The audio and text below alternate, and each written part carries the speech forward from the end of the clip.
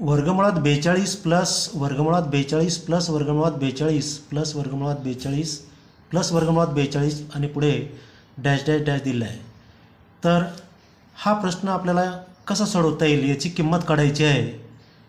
तर अशा स्वरूपाचा प्रश्न सोडवत असताना ही जी वर्गमुळात जी संख्या दिलेली आहे याचे दोन क्रमावर संख्या घ्यायच्या. कोणत्या दोन क्रमावर संख्यांचा हा गुणाकार आहे. तर 42चे दोन फॅक्टर काय येतील मग? दोन क्रमावर संख्या 6 गुणेला 7 म्हणजे 6 7 42. ठीक आहे. आता यानंतर यांची इथं प्लस आहे की मायनस आहे हे चिन्ह बघायचं.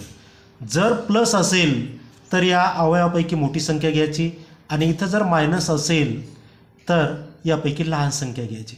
म्हणजेच याचं उत्तर येते मोठी संख्या कोणती आहे मग? 7 आहे. म्हणून या पूर्ण प्रश्नाचं उत्तर येईल आपलं 7. ठीक आहे.